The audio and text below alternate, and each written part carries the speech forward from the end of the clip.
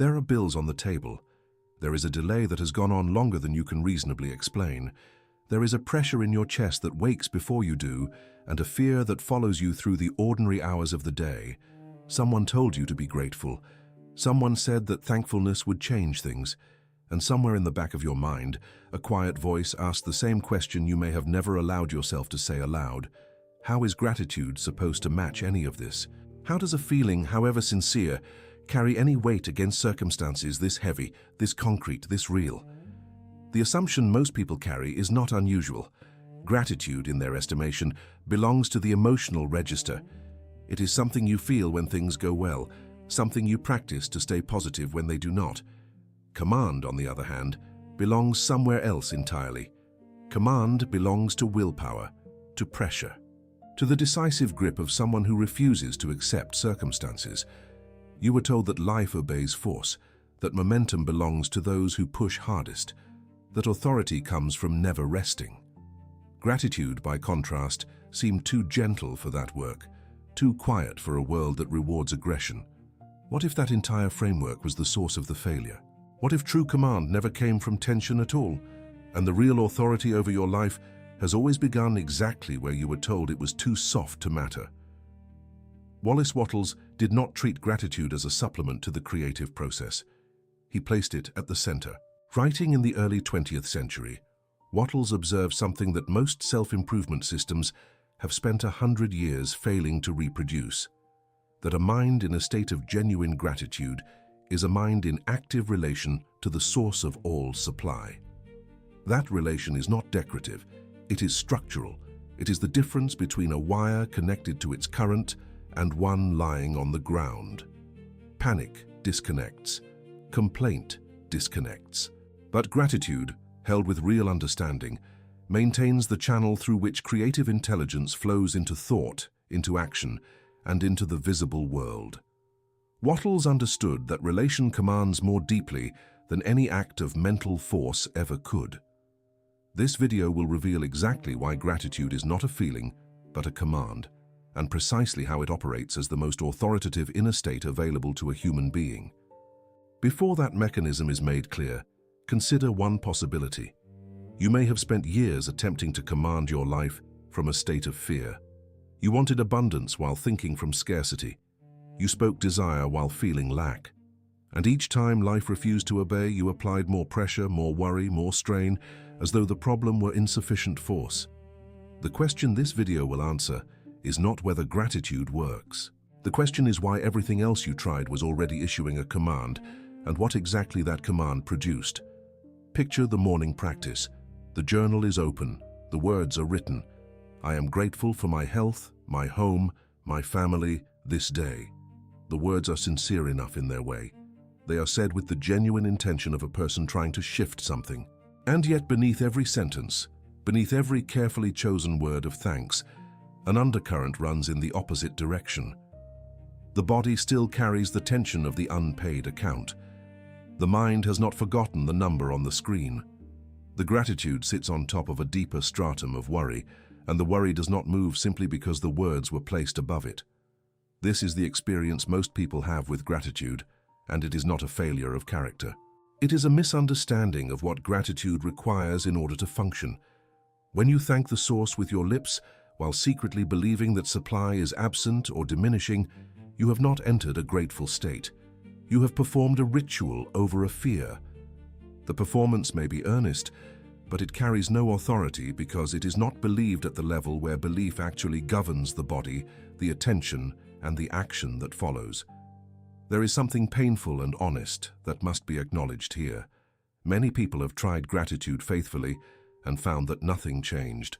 They wrote the lists, they said the words, they attempted to feel thankful in the middle of circumstances that gave them every reason not to be. And the circumstances did not shift. What was missed in those attempts was not effort or sincerity, but a fundamental condition. The gratitude must be real enough to displace the fear, not merely coexist with it. A mind divided between thanks and terror is not a grateful mind. It is a conflicted one, and a conflicted command produces no consistent result. The deeper difficulty is that the fear feels more honest than the gratitude. When money is short, fear seems proportionate. When delay stretches on, anxiety seems like the rational response. Gratitude in those moments can feel like denial, like a refusal to face reality, like the coping mechanism of someone who cannot handle the truth. This feeling is precisely the trap. It interprets gratitude as unrealistic and fear as grounded, when in the framework Wattles gave us, fear is the great distorter of reality, and gratitude is the only lens through which the actual structure of supply can be seen clearly enough to act on it. So the person who has grown frustrated with gentle gratitude turns to the other approach. They decide that what the situation requires is command in the form the world recognizes. Decisiveness, pressure, relentless focus, and emotional intensity directed at outcomes. They have heard that successful people are relentless. They have seen that the world appears to reward those who push without apology. And so they begin to force. They grip the intention tighter. They repeat affirmations with the aggression of someone trying to overpower a resistant wall. They manufacture urgency, as though the universe responds most readily to strain. This approach has an internal logic that feels compelling, especially in an environment that continuously mistakes tension for seriousness and urgency for competence. If something matters, you push harder. If something is not working, you increase the pressure. The mind, built entirely on this principle, becomes unable to distinguish between productive intensity and exhausting compulsion. It cannot rest, because rest feels like surrender. It cannot receive quietly, because receiving quietly looks like passivity. Every moment without dramatic action feels like falling behind, and so the pressure never lifts. What this state actually produces, in the language Wattles used, is not command but its imitation. The person applying constant pressure is not commanding supply. They are broadcasting urgency, and urgency is a signal of scarcity. The frantic energy that enters every email, every conversation, every decision, is the energy of someone who does not believe that supply is real, present, or available. The action may be vigorous, but the inner premise is lack, and lack is what the vigorous action keeps reinforcing in the structure of the person's felt experience, and consequently, in the quality of the work they produce. Mistaking control for authority is one of the most common errors in the literature of success.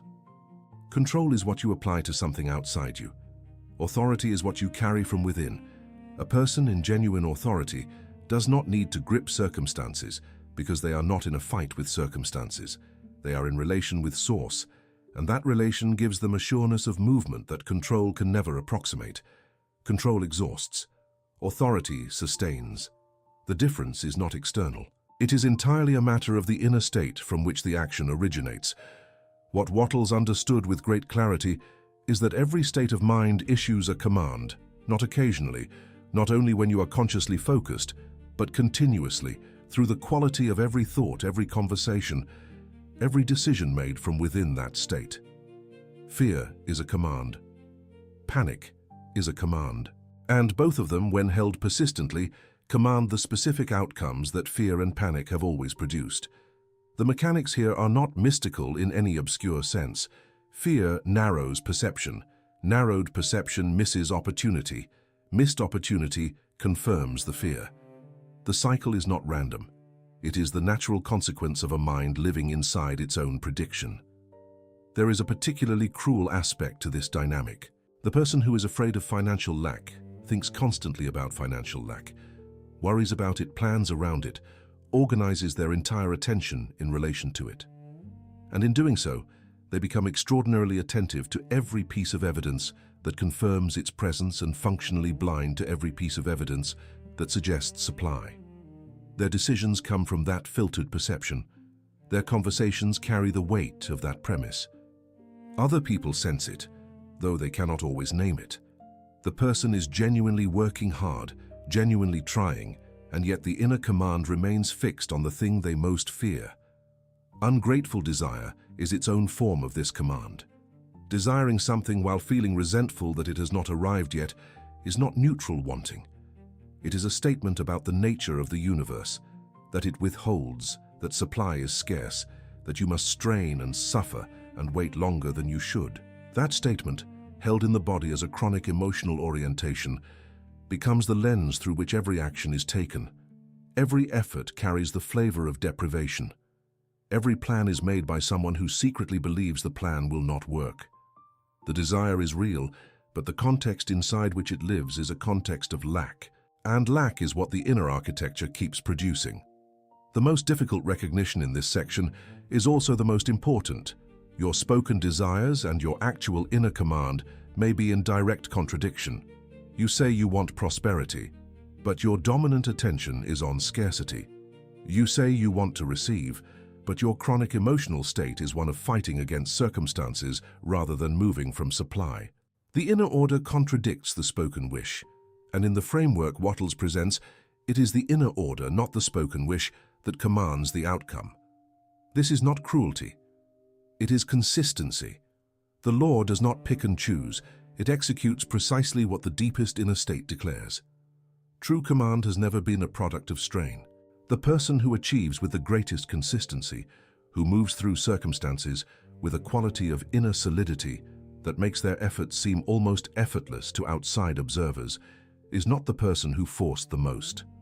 They are the person whose inner state matched their intention at a level deep enough to carry every action forward without the resistance that doubt and fear create. The strain most people apply is precisely the evidence that the inner state and the spoken goal are not yet in agreement. When they agree, the action changes in quality even before it changes in result. That agreement is what Wattles called relation. To be in relation to source means that the thinking mind acknowledges, at the level of felt understanding rather than mere intellectual assent, that the intelligence behind all things is the intelligence from which supply flows, and that this intelligence does not withhold from a grateful mind. Relation is not passive. It is the most active inner position available because from within it, action is taken from a premise of abundance rather than from a defense against scarcity. The quality of that action is categorically different from what fear produces. Gratitude is the state that establishes the relation.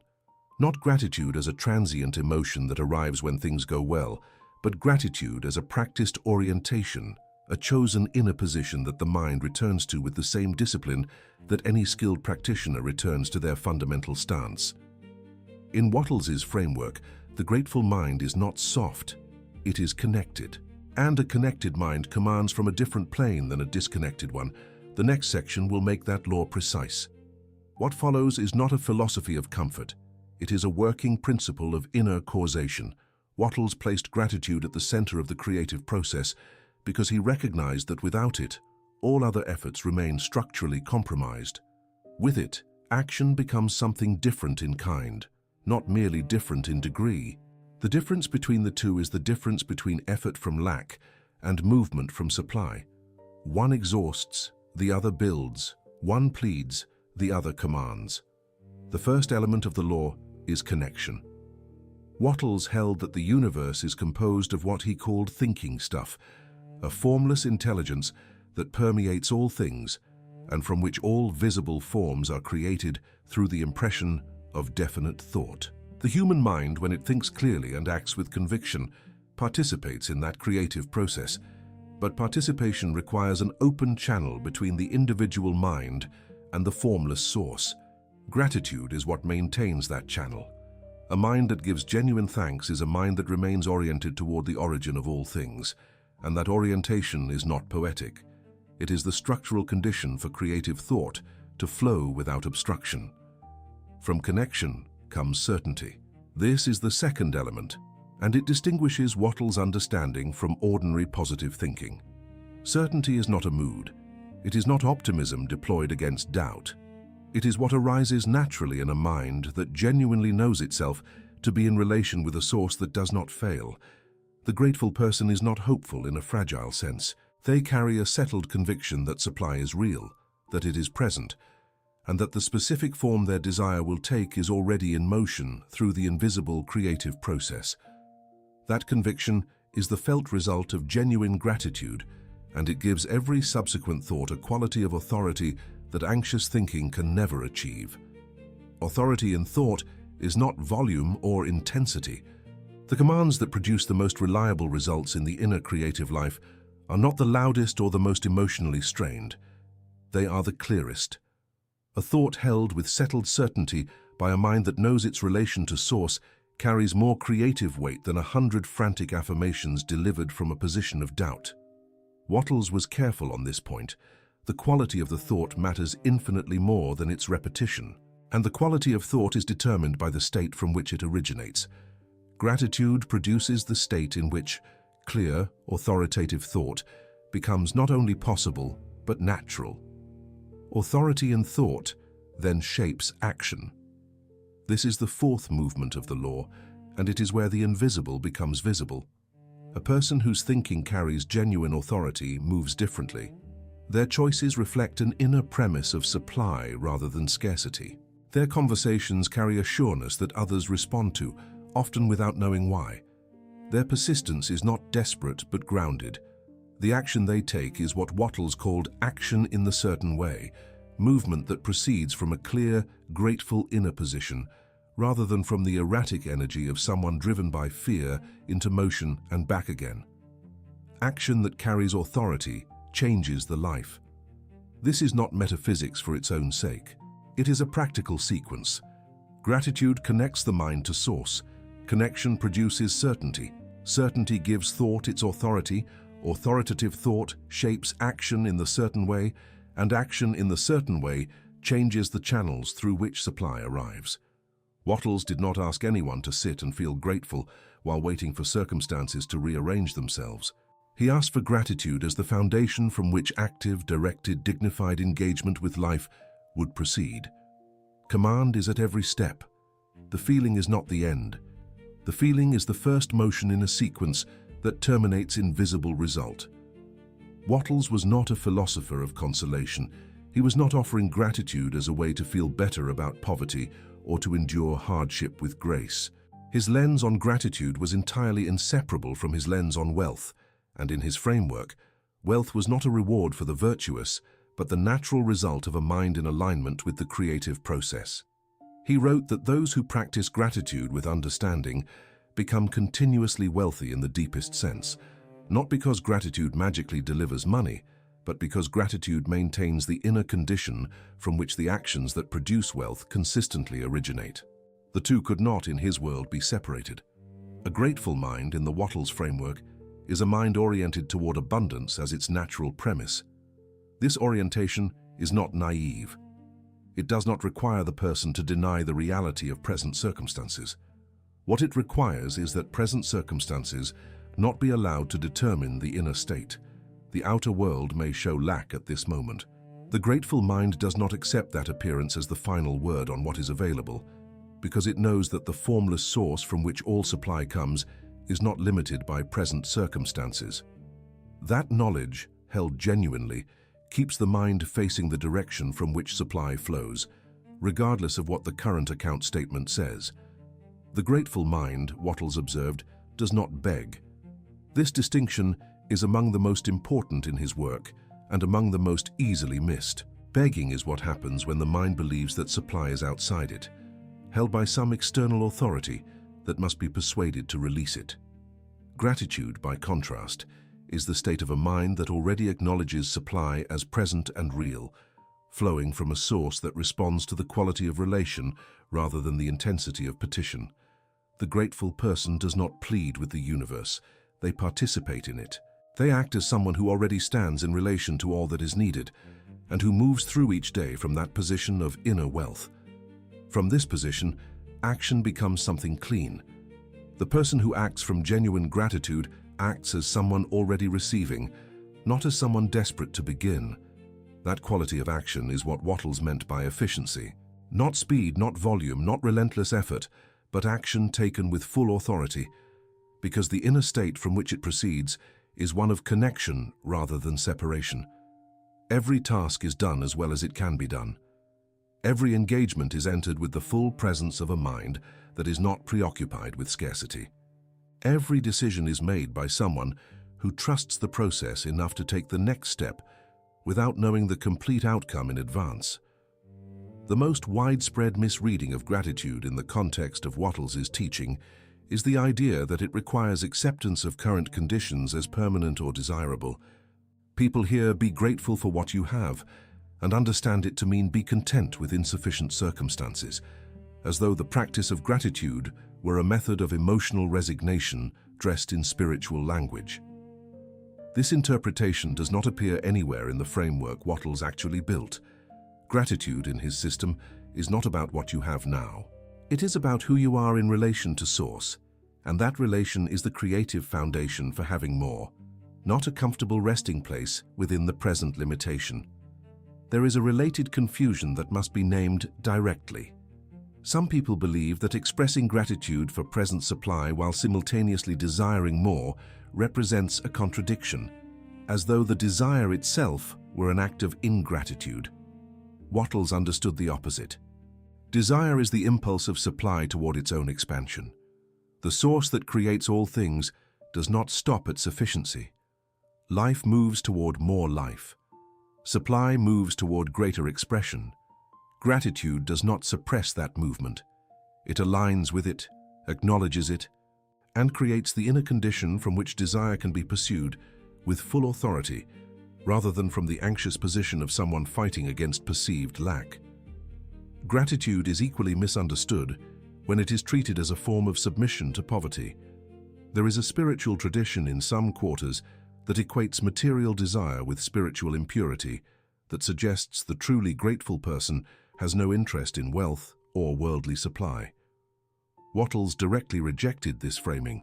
He held that poverty was not virtuous, that the absence of supply diminished a person's capacity to live fully and to contribute generously to others. A person without sufficient supply cannot develop fully, cannot give freely, cannot exercise the full scope of their faculties. Gratitude, in his vision, is the inner state that enables the pursuit of abundant supply with clarity and authority, not the inner state that makes a person indifferent to whether they have enough. What gratitude actually is, stripped of every misreading, is alignment. The grateful mind is aligned with the creative process.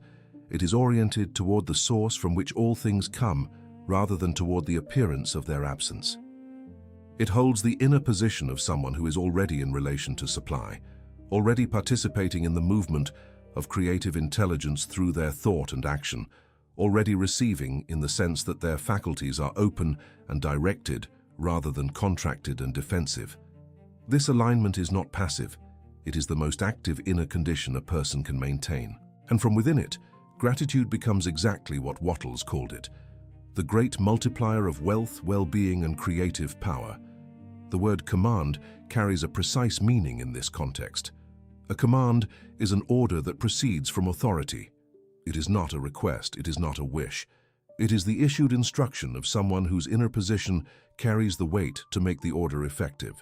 Gratitude commands because it orders the inner world with an authority that fear, complaint, and anxiety can never achieve.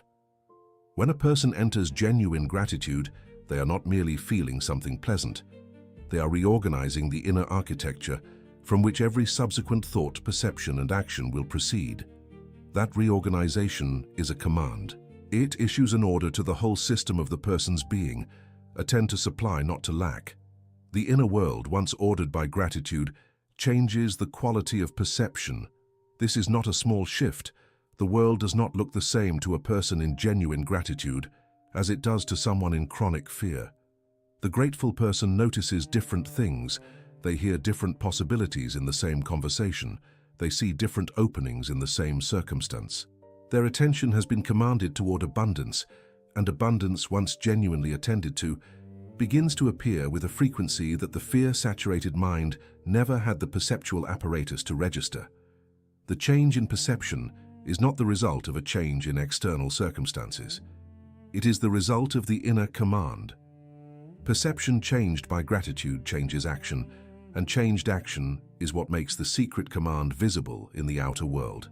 The person who has been commanded internally by gratitude moves through the same external circumstances as the person commanded by fear, but they move differently. They speak with different authority. They make decisions from a different premise. They persist without the exhaustion that fear-driven effort always produces, because their action is not a fight against circumstances, but a movement from supply. That difference in action is cumulative. Over days and months, the person commanded by gratitude builds channels that the person commanded by fear never successfully opens. Channels, in Wattles' vocabulary, are the routes through which formless supply takes on visible form in a person's life. They are not fixed. They are not limited to the ones already in use. New channels open when the inner state changes, because a changed inner state changes the quality of action, and changed action encounters the world differently. The grateful person who acts from supply encounters opportunities that the fearful person, looking at the same landscape, cannot even detect.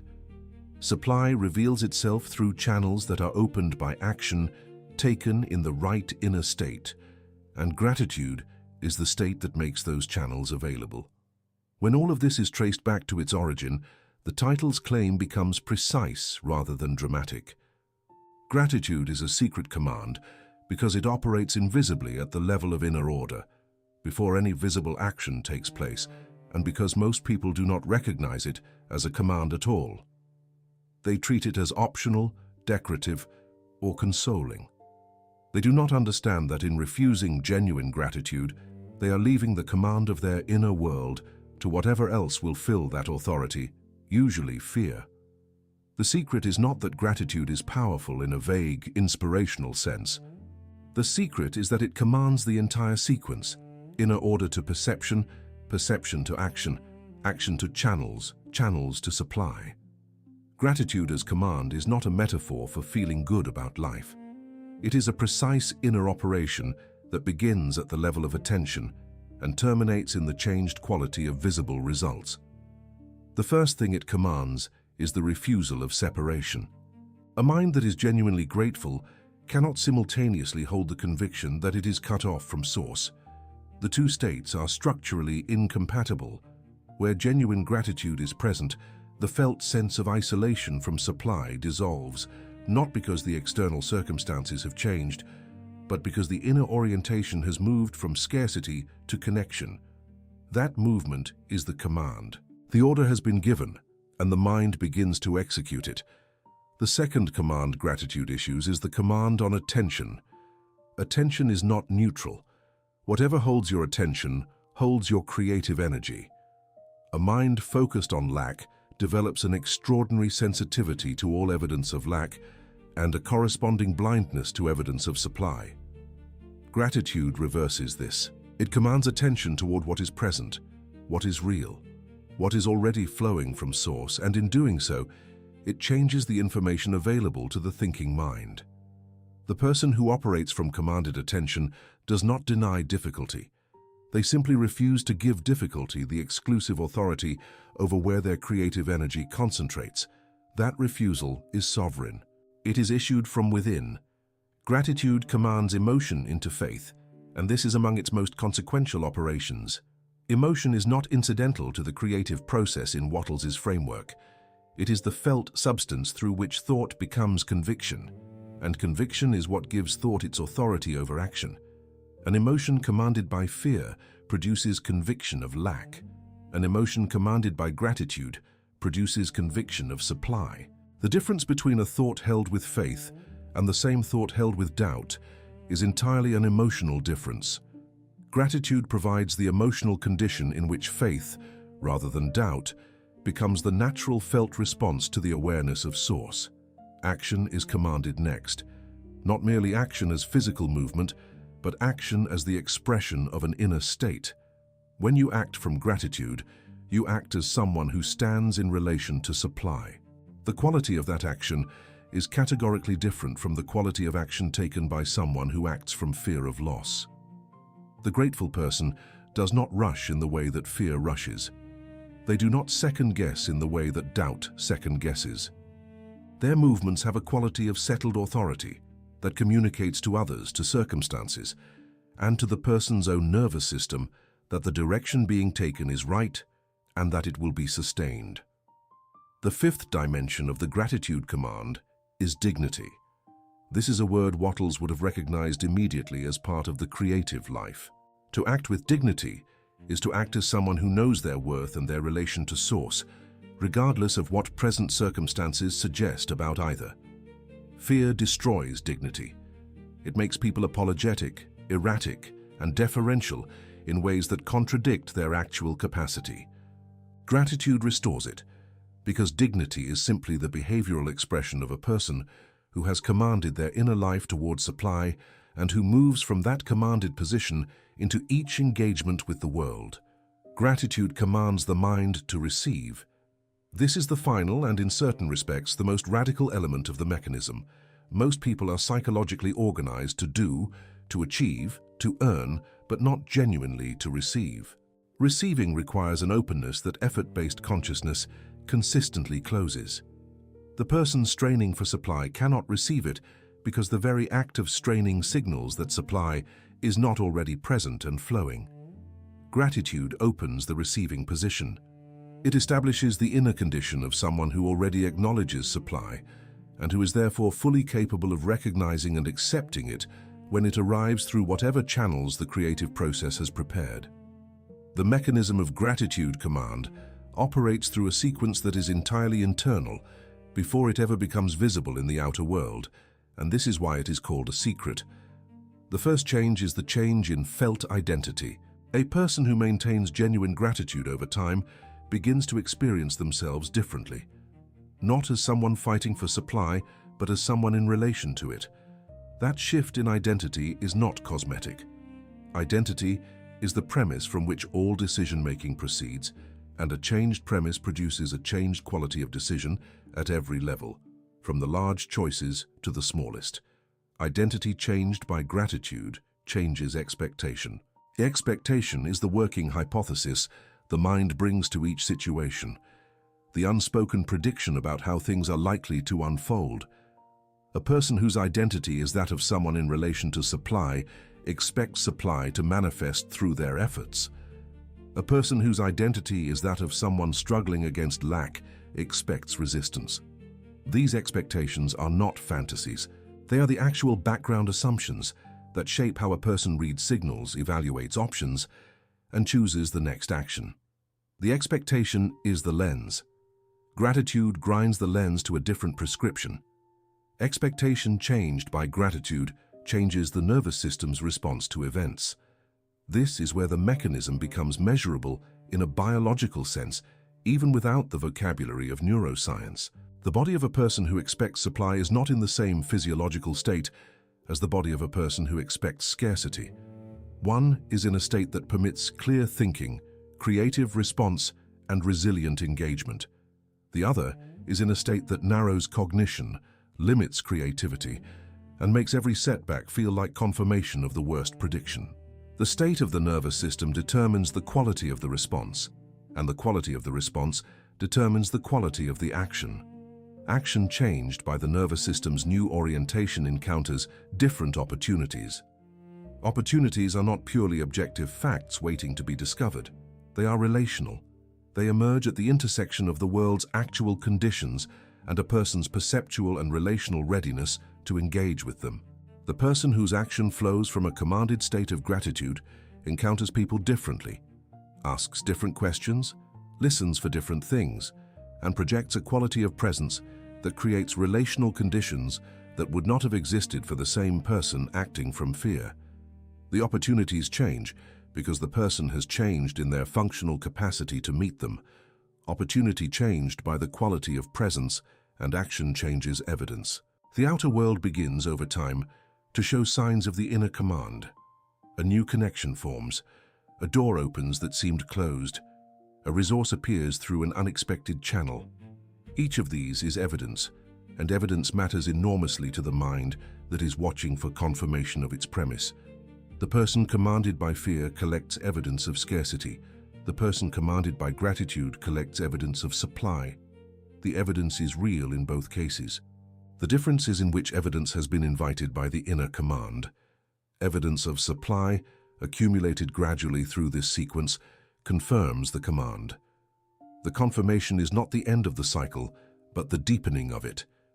Each piece of evidence that supply is real and present and flowing through the channels that right action opens makes gratitude easier to maintain, makes faith more natural, makes the identity of the person more securely rooted in relation rather than in separation.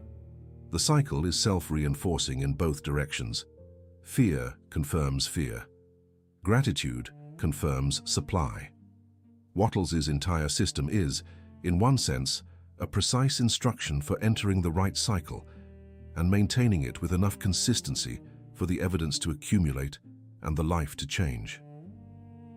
The invisible nature of this sequence is why most people never connect their inner state to their outer results. The link is not obvious. Days pass between the inner command and the visible consequence. Other explanations present themselves: luck, timing, circumstances, connections. But for the person who studies the sequence carefully, the correlation between the quality of the inner state and the quality of the results over time becomes impossible to ignore. Wattles saw it. He recorded it. He offered it not as a theory to be admired, but as a law to be applied. The first thing that interrupts the gratitude command is the attempt to use gratitude as manipulation. This happens when a person practices gratitude not as a genuine inner orientation, but as a technique for extracting a specific outcome from the universe. The difference is felt in the body. Genuine gratitude is an orientation toward source regardless of outcome. Manipulative gratitude is a transaction. I will feel thankful in exchange for the thing I want.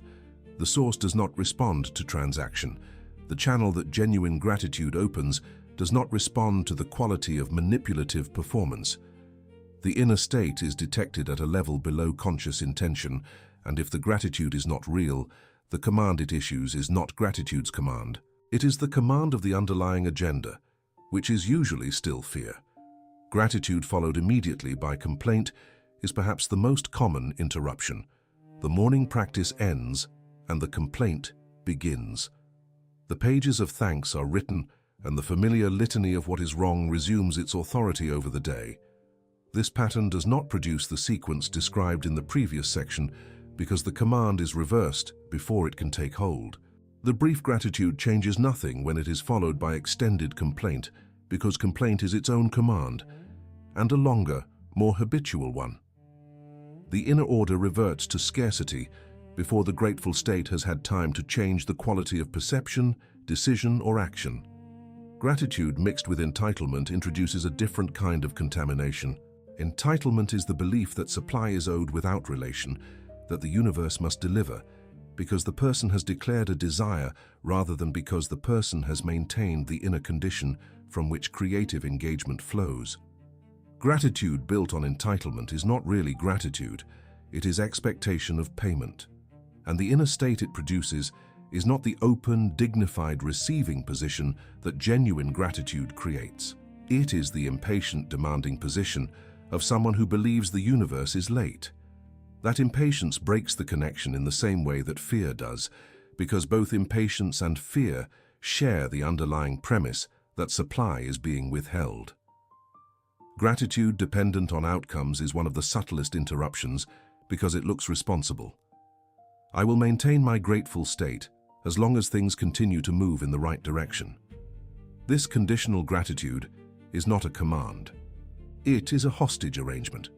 The inner state is held ransom to external results, which means that the moment external results slow, as they always do at some point in any creative process, the inner state collapses.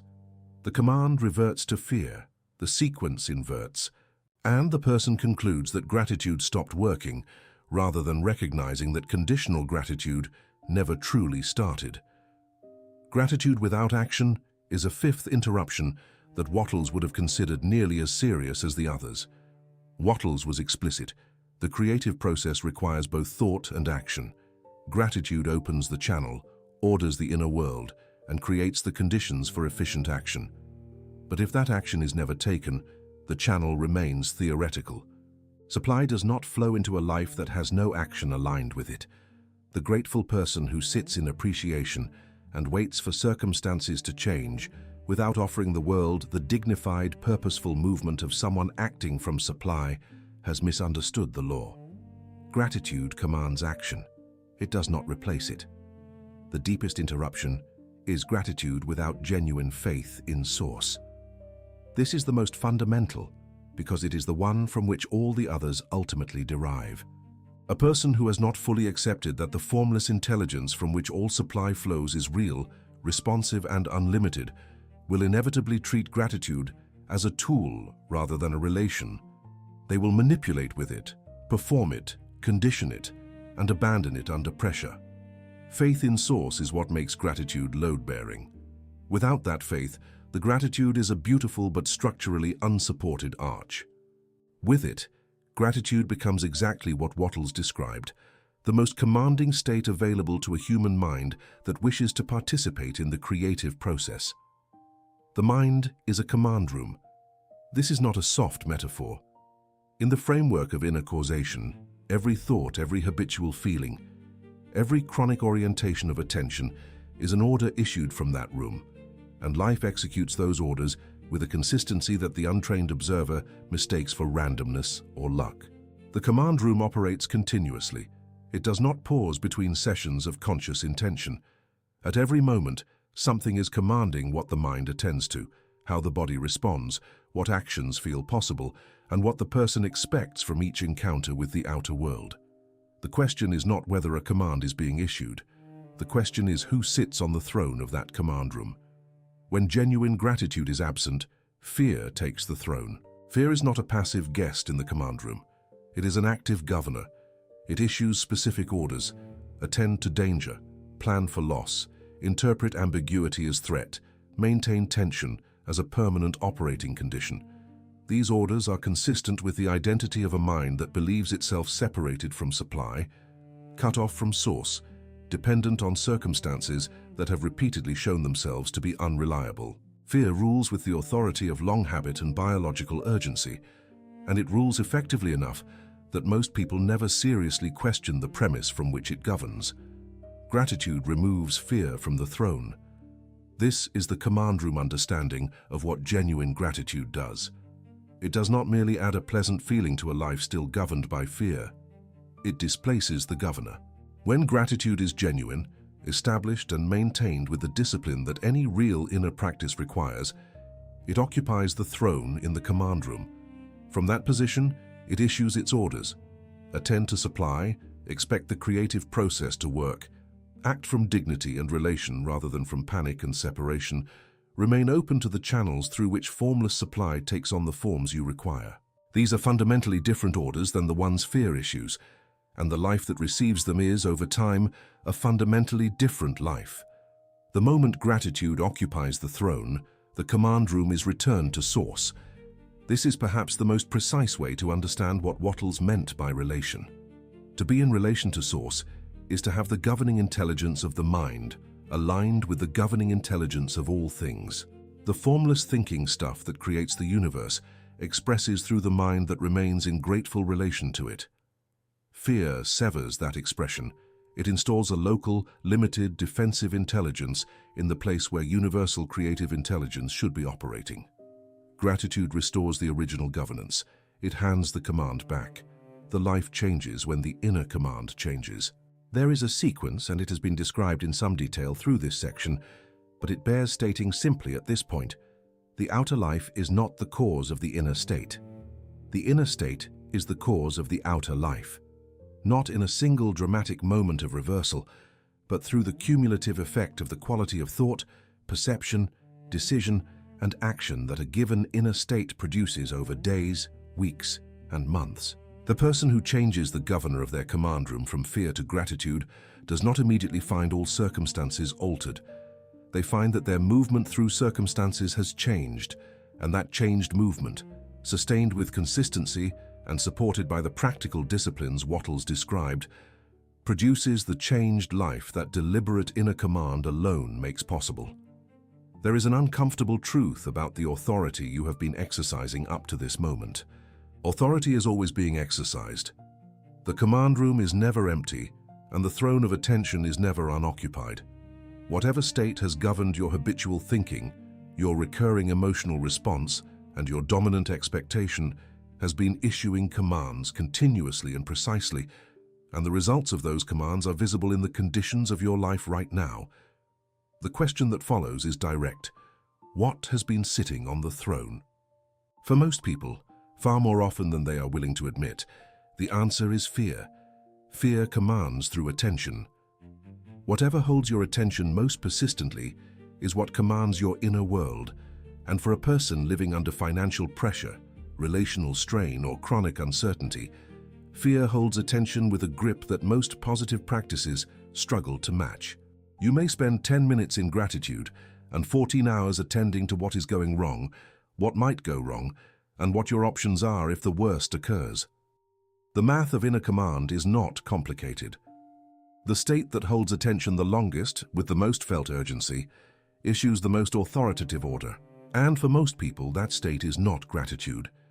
This is the blocker that sits between your spoken desires and the life those desires could produce. Not lack of effort, not lack of talent, not lack of opportunity in any absolute sense, but the persistent governance of a fear command that operates beneath the level of conscious intention and overrides it. You may speak abundance while commanding scarcity. You may list your desires while giving your attention entirely to the evidence of their absence. The command that runs the deepest is not the one you affirm on the page. It is the one that governs the quality of your feeling when you set the page down and return to the day. Fear has been commanding lack, not because you chose it, but because you have not yet made the alternative choice sovereign. The inner enemy would be easy to address if it announced itself clearly. But fear has a sophisticated vocabulary of justification, and it uses that vocabulary with enough plausibility that the person governed by it rarely suspects they are receiving commands from fear rather than from reason. The first disguise is the language of worry. I am just worried about this. Worry feels responsible. It feels like care, like attention to detail, like the appropriate response of a serious person to a serious situation. But sustained worry is not practical thinking. It is a chronic commanded attention on the possibility of loss, and it issues the same command that direct fear issues, more of this, not less. The second disguise is the language of pragmatism. I am being practical. There is nothing wrong with practical assessment of circumstances. Wattles never argued for delusion, but practical thinking is something a person does briefly, clearly, and then acts on. What calls itself practical, but occupies the mind for hours, prevents restful sleep and colors every decision with defensiveness, is not pragmatism. It is fear wearing the costume of intelligence. The person being practical would assess the situation, identify the available action, take it, and return their attention to supply. The person being governed by fear would repeat the assessment indefinitely and call the repetition wisdom. I need to prepare for the worst. This is the third disguise, and it is among the most culturally reinforced. Preparation for difficulty is not inherently problematic, but there is a distinction between making sensible provisions and living in the chronic emotional state of someone for whom the worst outcome is the expected one. When the preparation never ends, when the expectation of disaster becomes the permanent inner weather, when every period of relative stability is experienced not as supply but as a temporary pause before the next loss, that is not preparation. That is a command to the inner world to remain organized around catastrophe as its governing premise. The fourth disguise is the postponement of ease. I will relax when it happens. This is the command most directly at war with the creative process Wattles described. It establishes receiving as something that will occur only after the external evidence is overwhelming enough to permit it, which inverts the actual sequence. The ease, the openness, the quality of inner authority that genuine gratitude creates is not the reward for supply arriving. It is the inner condition from which the action that opens channels for supply proceeds. Postponing that state until after the result appears is like refusing to plant until the harvest is guaranteed. The condition cannot wait for the evidence. The inner command must precede the visible result. Each of these phrases is a command to remain in lack. Said once, they would be unremarkable. Thought habitually, returned to daily, held in the body as a chronic emotional orientation, they become the governing orders of the inner life. The person who thinks from these premises commands delay, commands scarcity, commands the specific outer conditions that they most fear. The disguise is effective because each phrase sounds reasonable. The cost of that reasonableness is a life lived under the authority of an inner enemy that has been mistaken, for years, for common sense. When fear commands the inner life, the most immediate cost is felt as powerlessness. The person governed by fear does not experience themselves as an agent in their own life. They experience themselves as a responder to circumstances that arrive from outside and that they can, at best, try to manage or endure. This feeling of powerlessness is not an accurate reflection of reality. It is the accurate reflection of a commanded inner state. Fear commands powerlessness, and powerlessness, felt deeply enough and long enough, becomes the identity from which all action proceeds. The person does not act as a creator.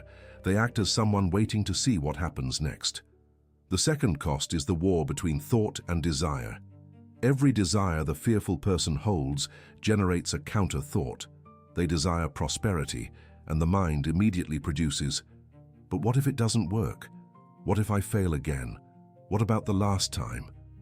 Each desire is met with an argument sourced from the history of disappointment that fear keeps perpetually available. This internal argument is exhausting, and more importantly, it is structurally self-defeating. Desire and doubt cannot both issue the command simultaneously.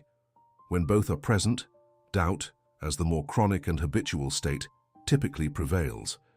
The desire is spoken, but the doubt commands and the inner order executes the doubt. The third cost is that actions taken from scarcity carry the quality of scarcity into every engagement. The person who acts from fear acts differently than the person who acts from supply, not in content but in presence. Their communication has a defensive quality. Their decisions are shaped by what they are trying to prevent, rather than what they are trying to create. Their relationships are colored by the chronic urgency of someone who believes there is never quite enough. Other people sense this, not always consciously, but in the felt quality of the engagement. Opportunities close not because of external judgment, but because the presence the person brings to the room is the presence of someone already contracted against life, rather than open to it. The cruelest aspect of the cost is the loop it creates. Fear commands a life that confirms the fear. The person commanded by scarcity takes scarcity-shaped actions and receives scarcity-shaped results. Those results appear to justify the fear. The fear deepens. The inner command intensifies in the direction it has already been running. Without a deliberate interruption of the loop, without the conscious displacement of fear from the throne of the command room, the cycle continues indefinitely. The person keeps commanding the life they claim to be trying to escape, not from weakness of character, but from the deep habit of a command that has never been consciously examined and replaced. The beginning of the break is a specific question, and it must be asked without self-criticism, but with absolute honesty. Who is commanding right now? Not how am I feeling, and not what do I want, but what is the actual state from which I am currently operating, and what does that state command? This question is not comfortable. It requires looking directly at the real inner order rather than the intended one. Most people who investigate find that fear, in one of its many disguised forms, has been commanding for far longer than they had suspected. That discovery is not a condemnation. It is the first genuine act of self-knowledge from which change becomes possible. The next step is the removal. Fear cannot be argued out of its position on the throne. Resistance to fear is itself a form of attention on fear, and attention confirms authority. What removes fear from command is not fighting it, but replacing it. Gratitude is the replacement. Not a brief performance of gratitude that sits politely beside the still governing fear, but a genuine reorientation of attention, a deliberate movement of the mind toward the acknowledgement of supply, toward the recognition of source, toward the felt understanding that the creative intelligence behind all things is not the enemy of this life, but its foundation. That movement, when it is genuine, does not require fear to be defeated. It requires the throne to be occupied by a stronger presence. When gratitude genuinely occupies the command position, the inner order changes, and with it, the commands that action receives. The person no longer moves from the premise that life is a defense against loss.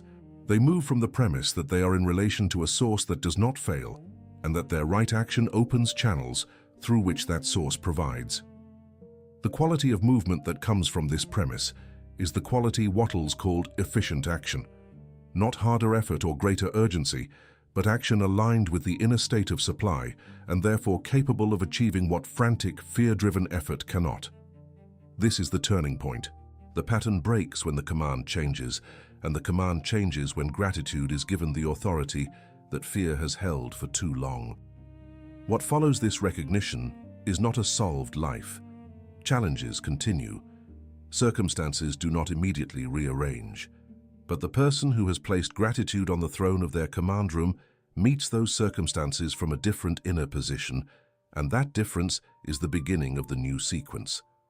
The turning point is not external. It is the moment the command changes. Everything that the next sections will describe, the practices, the thought disciplines, the recovery of state under doubt, proceeds from this single inner revolution. The recognition that fear has been commanding, and the decision to let gratitude command instead. The first thing that must stop is the practice of commanding lack through worry. Worry is not neutral thinking. Every moment spent dwelling on what might go wrong, on the size of the gap between present circumstances and desired conditions, on the history of failures that seem to predict future ones. Every one of those moments is an act of inner command directed at scarcity. The stop required here is not the suppression of concern or the denial of difficulty. It is the withdrawal of authority from worry as a governing orientation. Concern can be noted, addressed with clear action, and then released. What must stop is the long habitual residency of worry in the command room, where it has been issuing orders about what to expect and how to engage. Complaining must stop as well.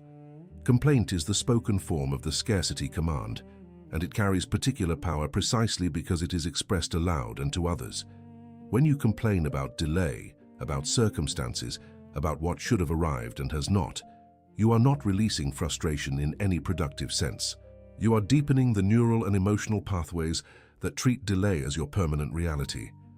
Complaint is a declaration. This is what my life is. This is what the universe offers me. This is the condition from which I expect to operate. That declaration becomes a command, and the command is executed not as punishment but as the consistent operation of a law that Wattles observed applies to every mind without exception. Resentment must be stopped from issuing the command of separation. Resentment toward others who have what you want, resentment toward circumstances that have delayed what you need, resentment toward a creative process that seems to work for everyone but you. Each of these is a command that places the mind in the opposite orientation from gratitude. Resentment is the felt experience of separation from supply made personal. It sees supply in the hands of others and interprets that sight as evidence of one's own exclusion. Gratitude sees supply in the hands of others and recognizes it as evidence that supply is real and flowing, available through the same creative process to any mind that maintains the right inner relation to source. Gratitude used as decoration must stop. The brief, obligatory thank you delivered before returning to the real business of worrying, forcing, and commanding from fear is not what Wattles described. It is a ritual layered over an unchanged inner order, and it commands nothing except, perhaps, the faint satisfaction of having completed a spiritual checklist. The decoration must be set aside and the genuine practice begun. Gratitude as a commanding inner state, maintained with intention, returned to under pressure, deepened with understanding, given the throne of the command room as its rightful position rather than a seat in the corner. The final thing that must stop is the surrendering of inner authority to circumstances. Circumstances change, they fluctuate, they present evidence of both supply and scarcity in alternating patterns that the mind not grounded in source will find destabilizing. The practice of letting present circumstances determine the inner state is the practice of handing the command of your life to whatever happens to be most visible at any given moment. This is not sovereignty, it is surrender to randomness. What must replace it is the decision that the inner authority belongs to the person who holds it, that it cannot be taken by circumstances, and that it is the exercise of that authority, through commanded gratitude, that actually determines what circumstances will look like in the future. Gratitude must be accepted as an authority state, not a mood that visits when things are good, not a spiritual exercise for the particularly devoted. An authority state, the inner condition from which all commanding thought, perception, and action proceeds when a person chooses to align with Source rather than to fight against the appearance of its absence. The acceptance of gratitude as authority is not a small shift in understanding. For most people, it is a complete reversal of the premise from which they have been operating. Command has felt like force, authority has felt like aggression. Gratitude has felt like the opposite of both. The acceptance required here is the recognition that all of that was backwards. Gratitude orders attention.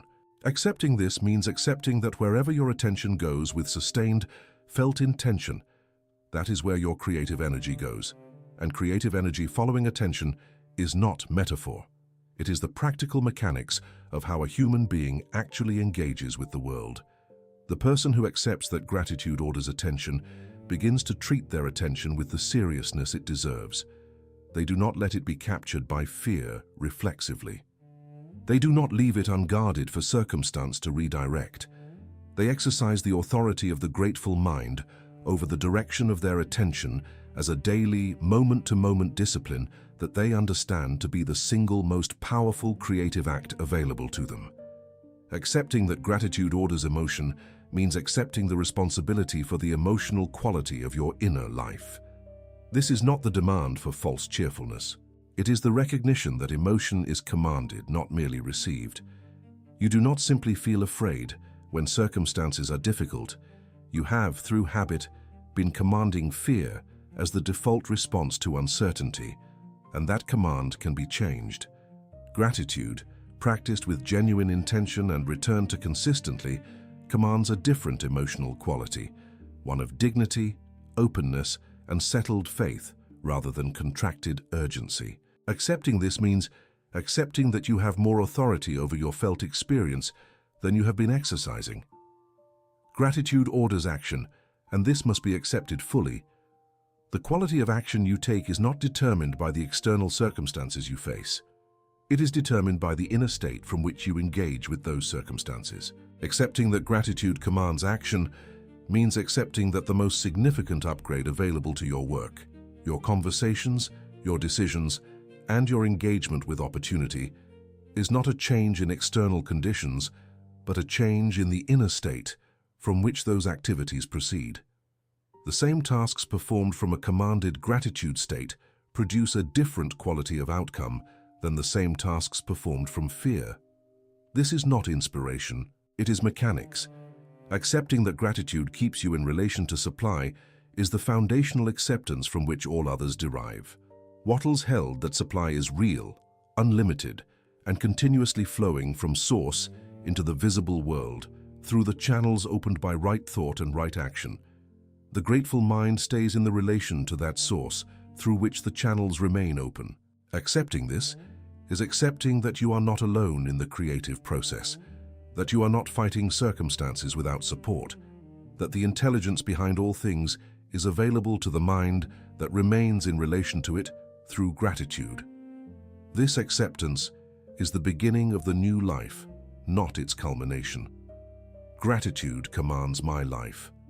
Let those 4 words land not as an affirmation to be repeated, but as a statement of inner law to be inhabited. The new inner position is the position of a person for whom this sentence is not a wish but a description. Not, I am trying to be grateful, but gratitude is the commanding authority of my inner world, and I return to it with the consistency of someone who understands what is at stake. This position is not arrogant, it is not passive. It is the settled sovereignty of a mind that has chosen what will govern it, and that exercises that choice with enough discipline to make it the defining quality of the day. The second declaration of the new inner position is equally concrete. I do not let fear command me. This is not denial of fear's existence. Fear will present itself. Circumstances will produce the familiar signals of urgency, the tightening of the body, the narrowing of perspective, the pull toward the old scarcity reasoning. The new inner position is not the absence of that experience. It is the refusal to hand that experience the throne. Fear can be acknowledged and then relieved of its authority. The new inner position recognizes fear as a signal without granting it the command. It notes the urgency and replaces the governor before the commands of fear have time to shape the day's perception and action. I give attention to source. This is the navigational declaration of the new inner position. Attention is the mechanism by which the inner command translates into changed perception and changed engagement with the outer world. Giving attention to source means orienting the thinking mind toward the reality of formless creative intelligence from which all supply flows, even when present circumstances suggest that supply is absent or delayed. It means returning to that orientation, not once in a morning ritual, but throughout the day at decision points, in conversations, in moments of uncertainty, wherever attention is in danger of being recaptured by the appearance of lack. This returning is the practice. The practice is the command. I act from receiving. This final declaration of the new inner position describes the quality of movement that gratitude command produces. Acting from receiving means acting as someone who already stands in relation to supply, who does not need to fight for it because the inner position already acknowledges it as present and flowing. This quality of action is not lazy or passive. It is dignified, directed, and fully engaged with the task at hand, but engaged from a premise of abundance rather than a premise of scarcity. The person who acts from receiving moves through the world differently than the person acting from lack, and the world responds to that difference in ways that gradually and then unmistakably confirm the inner command. The choice that this moment presents is not between gratitude and fear as abstract concepts. It is the practical decision of which state will command this day. Today's attention will be directed somewhere. Today's emotion will carry a commanding quality. Today's actions will proceed from a premise. The only question is which premise. Fear presents itself with urgency, with the feeling that it is more realistic, more responsible, more aligned with the serious weight of the actual circumstances. That feeling is the fear command's most effective recruitment tool, and it must be seen for what it is. Not wisdom, but habit. Not realism, but the deeply grooved reflex of a mind that has been commanded by scarcity for a long time. Gratitude as an alternative commander does not arrive with the same urgency. This is part of why most people consistently choose fear in the moment of decision. Fear feels immediate. Fear feels proportionate to the severity of the situation. Gratitude, by comparison, can feel quiet, almost too gentle for the seriousness of what is at stake. But this difference in felt quality is not evidence that fear is the stronger force. It is evidence that most people have a longer history with fear than with gratitude as command. The quietness of gratitude is not weakness, it is sovereignty. The deepest authority does not shout, it simply holds.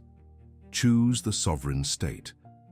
Not because it promises that all difficulties will dissolve, not because it guarantees immediate external results.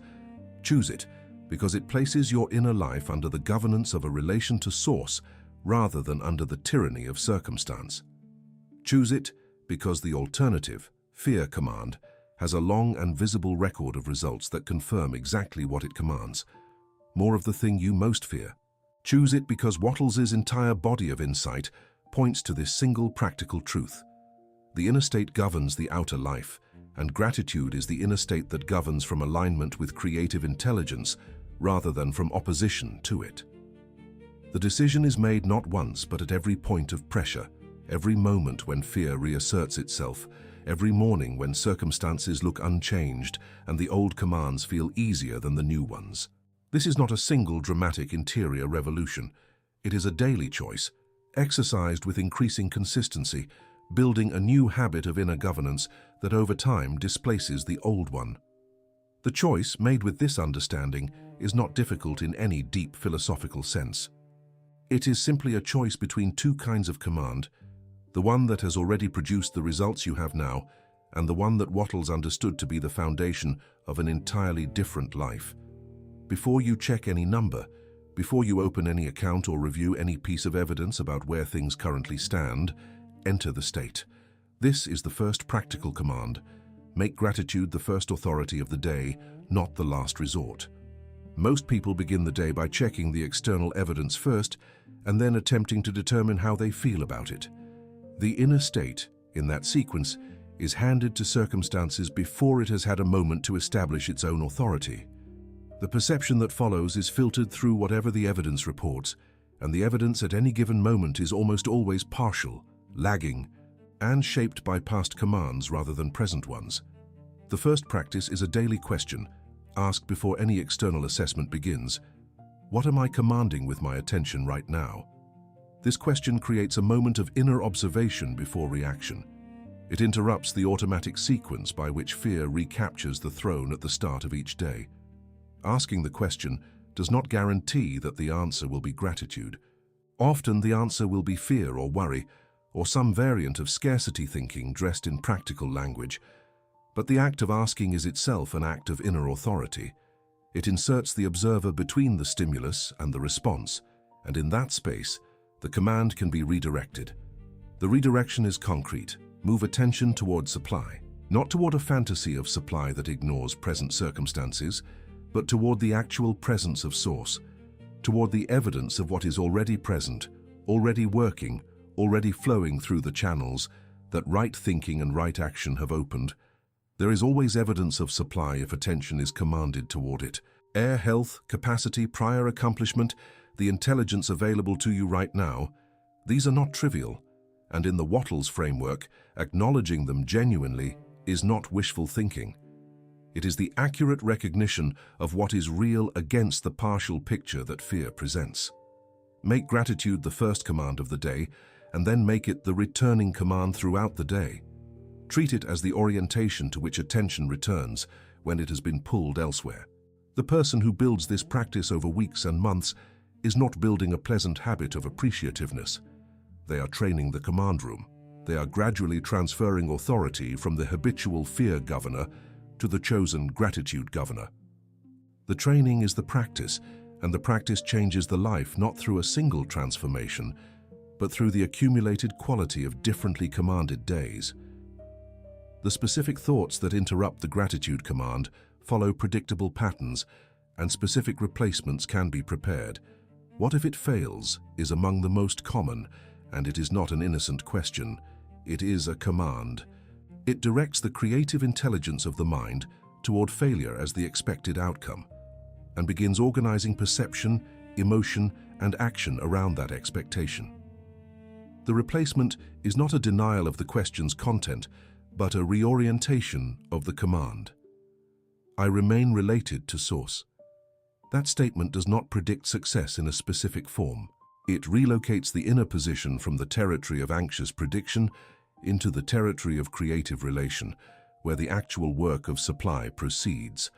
Nothing is ever enough is another thought that carries command weight, and it is one of the most insidious because it can disguise itself as healthy ambition or honest assessment.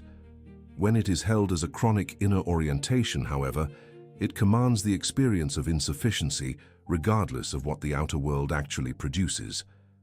The mind that believes nothing is enough will find evidence for that belief in any circumstance because it is not evaluating evidence, it is confirming its command. The replacement is specific. Supply is present and increasing. Not, I will eventually have everything I want, but the current tense acknowledgement that supply is real, that it is present, and that the creative process is actively moving toward greater expression through this life. Replace complaint with command gratitude. When the familiar impulse to complain arises, about delay, about other people, about circumstances that seem designed to obstruct, recognize it as the moment when the gratitude command is most needed and most available. Complaint is not release. It is amplification. The practice of transforming the complaint impulse into a gratitude command does not require denying the difficulty. It requires removing difficulty from the position of sovereign authority over the inner state and replacing it with the acknowledgement of source. This is not always easy in the moment, but the practice is always available, and the discipline of it is what transforms the gratitude habit from an occasional comfort into an actual governing force. Throughout all of this, keep the language strong, but not delusional. Wattles did not ask for the suspension of reason.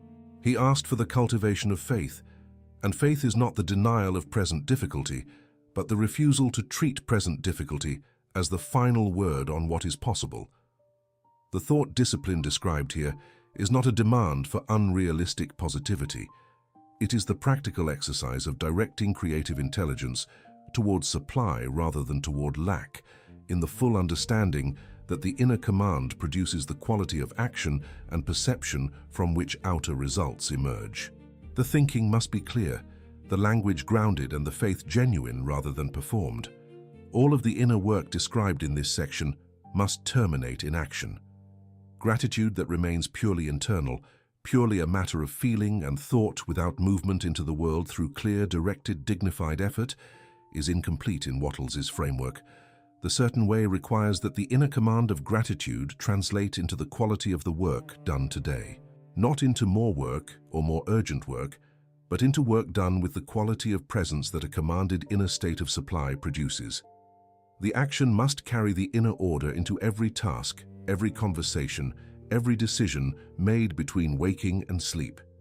Do the work of this day as someone who is supplied, not as someone who has been abandoned by the creative process. This single instruction contains more practical wisdom than most people extract from an entire year of self-development reading.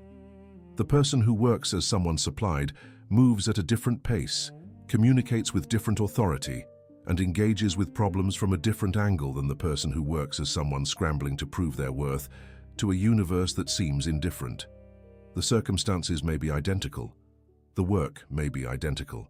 The presence brought to that work is not, and presence is where the real command is exercised. Speak from dignity. In your conversations, your requests, your presentations, your negotiations, whatever the day's engagements require, speak from the inner position of someone in relation to source, not from the inner position of someone begging circumstances to cooperate. Dignity in speech is not arrogance. It is the voice of a person whose inner command is gratitude rather than fear, whose words carry the authority of someone who acts from supply. Other people receive that voice differently than they receive the voice of urgency and desperation. Dignity opens doors that frantic effort cannot reach. Choose one action each day that reflects the inner command. One action that is taken not from fear or urgency, but explicitly from the position of someone who commands their inner world through gratitude and who moves in the certain way. It does not need to be large. It needs to be aligned. The discipline of choosing one such action daily is the practical exercise of the command. It makes the inner state visible in the outer world through a specific, concrete movement, and it builds the habit of acting from supply rather than from scarcity in a way that 1,000 affirmations without corresponding action cannot achieve. Avoid frantic forcing above all else. When the impulse arises to increase pressure, to multiply effort without changing the inner state, to push harder against circumstances as though the problem were insufficient force, recognize that impulse as the fear command reasserting its authority. The certain way does not require frenzy. It requires alignment. The effort applied from a commanded state of gratitude achieves more with less internal cost than the frantic effort applied from a state of chronic urgency. Wattles was clear on this. Efficiency is not about the quantity of action, but the quality of inner state from which action proceeds. Doubt will come. This is not a failure of the practice. It is the nature of a creative process that operates invisibly for some time before producing visible evidence. Doubt arrives precisely when the inner command has been maintained long enough that its absence of immediate visible confirmation begins to feel like evidence that the law does not work. In those moments, the first instruction is specific. Ask what the fear is commanding, not "Why am I afraid?" which leads to justification, but what is this fear ordering my inner world to believe and expect? That question interrupts the command before it fully takes hold and creates the space needed to issue a different order. Before speaking, lack in a moment of doubt, pause. The spoken word carries authority that the unspoken thought does not yet have in full. Once you have declared your scarcity aloud, to yourself or to others, you have deepened the command and made its displacement slightly harder. The pause before speaking is an act of inner governance. It is the moment in which the commanding authority of gratitude can be reasserted before the fear command has been given the additional power of vocal expression. The pause is not silence for its own sake. It is the breath in which the command room's governor is examined and, if necessary, replaced. Re-enter gratitude by returning to source. Not by reviewing evidence of supply that may not yet be visible, but by returning to the fundamental acknowledgement that the formless creative intelligence from which all supply flows does not change based on present circumstances. The return is to the relation, not to the evidence. Wattles' entire approach to gratitude rests on this. Genuine gratitude is offered to source because source is real, not because the visible evidence currently confirms what you hope for. The return to gratitude under doubt is the purest form of the practice, because it is gratitude exercised without the support of confirming circumstances, which is precisely where its commanding authority is demonstrated. Issue the new inner command clearly and consciously. When doubt has been noted, the pause has been taken, and the return to source has been made, the new command must be issued, not weakly, not apologetically, but with the full authority of a person who has chosen what will govern their inner life and who exercises that choice with the discipline of understanding. Supply is present. I am in relation to source. My action proceeds from that relation.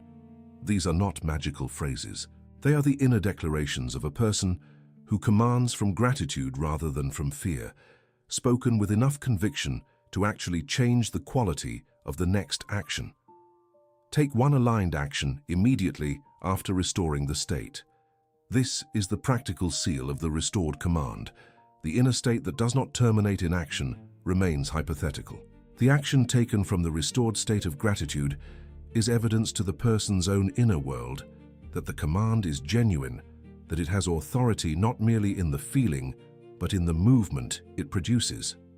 That evidence is valuable not because it impresses source, but because it convinces the person that the command is real and sustainable, and that conviction deepens the faith from which the next cycle of gratitude, thought, and action will proceed. Consider a specific situation that most people will recognize in some form. A person faces financial pressure that has gone on longer than they expected. Bills have arrived. Expected income has been delayed.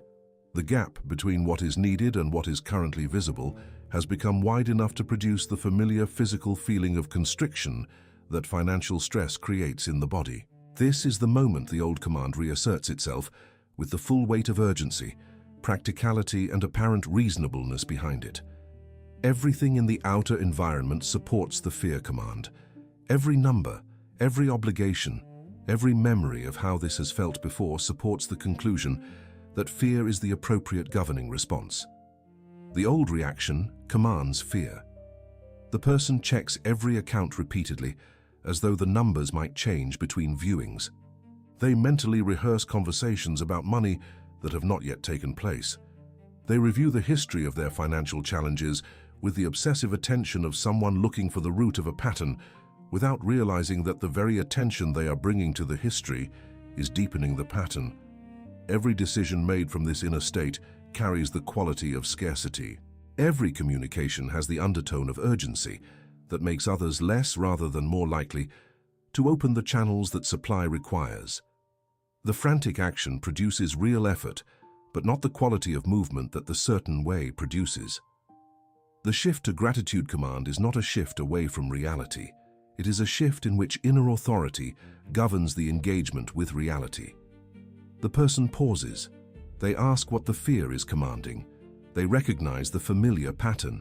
They return attention to source, acknowledging what is real, that the formless creative intelligence behind all things is not diminished by present circumstances, that supply is not exhausted by present difficulty, that the channels through which abundance flows into this life are not permanently closed by a period of constriction. From that acknowledgement, genuine gratitude becomes possible. Not gratitude for the difficulty, but gratitude for the relation to source that the difficulty cannot actually break. The action that follows this inner shift is qualitatively different. The person contacts the right people from a position of dignity rather than desperation. They identify the most important action available and take it with full presence rather than scattered urgency. They speak with an authority that their actual circumstances may not yet confirm, but that their inner command has already established. The action is not guaranteed to produce an immediate reversal of external conditions, but its quality is different enough to create different responses, open different conversations, and reveal different possibilities than the scarcity-shaped action that preceded the shift. Over time, that quality difference is not small. It is the entire difference between the life that fear commands and the life that gratitude commands. Gratitude is not a feeling that arrives when life is kind.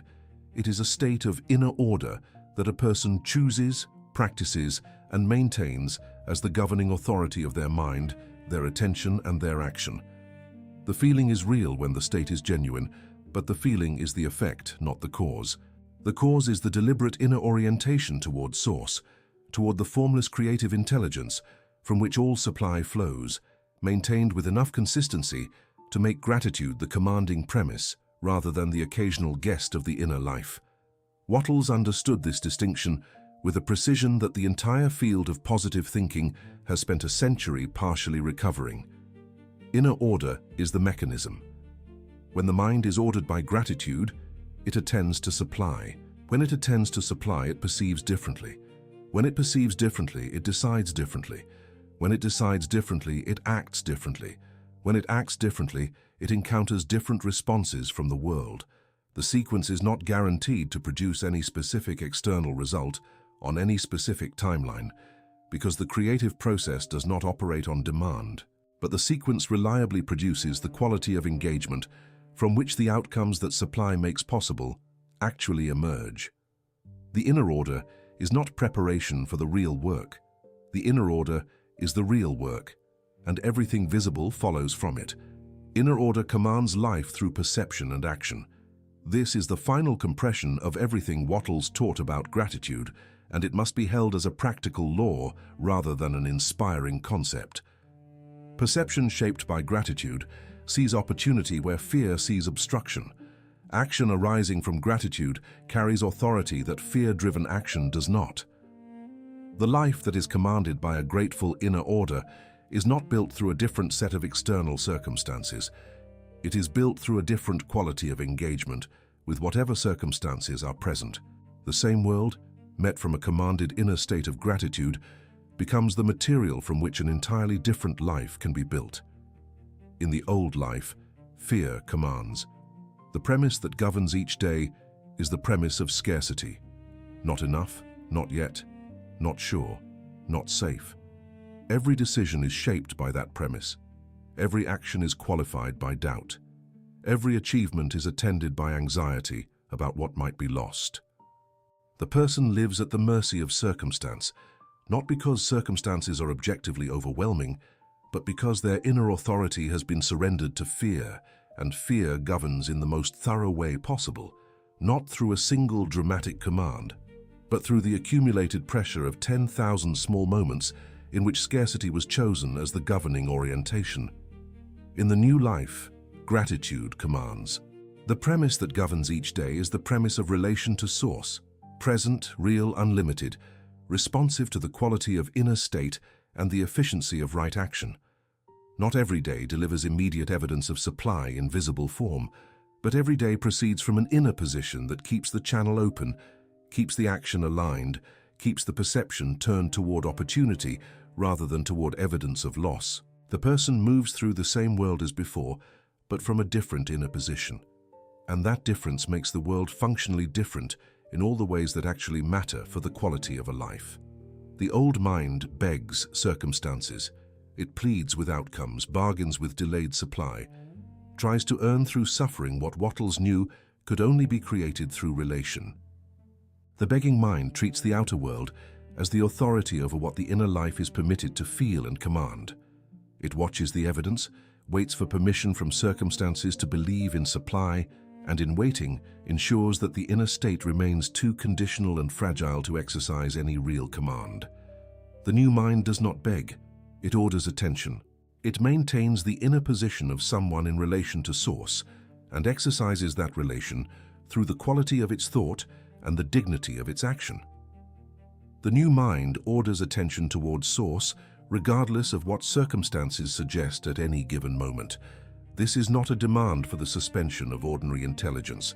It is the exercise of a deeper intelligence, one that recognizes the inner command as prior to the outer evidence, and that builds the conditions for changed evidence through the sustained practice of a changed inner order. The new mind is not naive about difficulty. It simply refuses to hand difficulty the authority to govern. It maintains the command.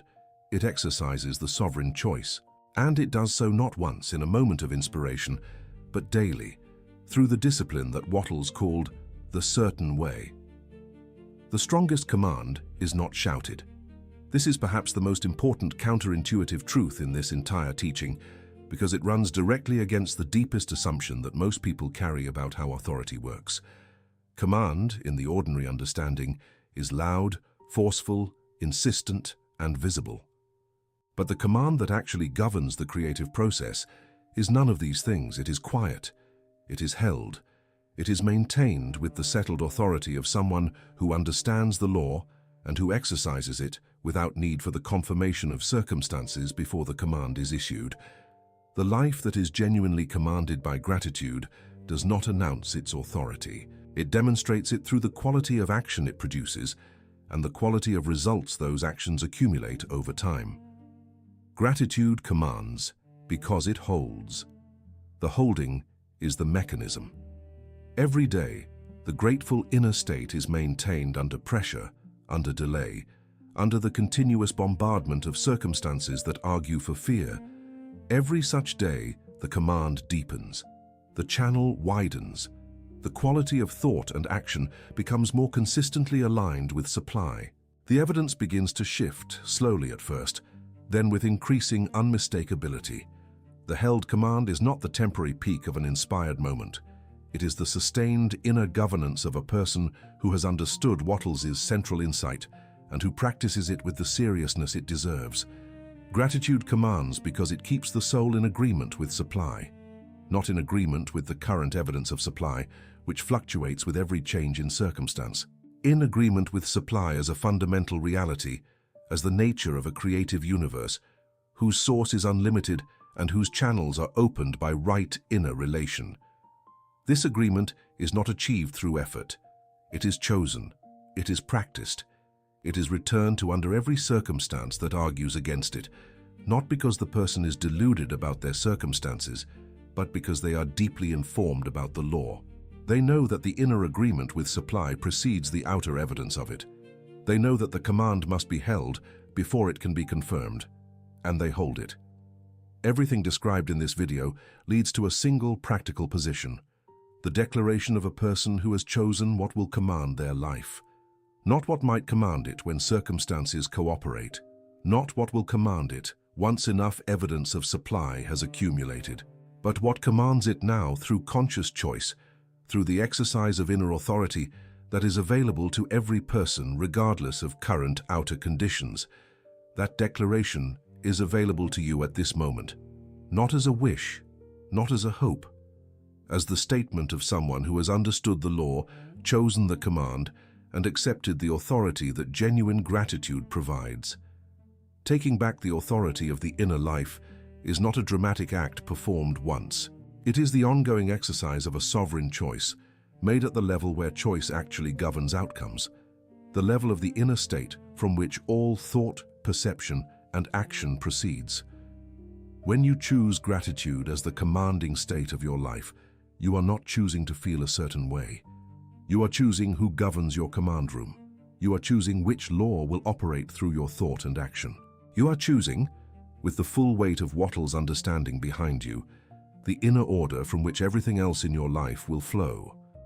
If what you have heard in this video has found its way into the place where real understanding lives, then you know that the work now is not to remember a technique.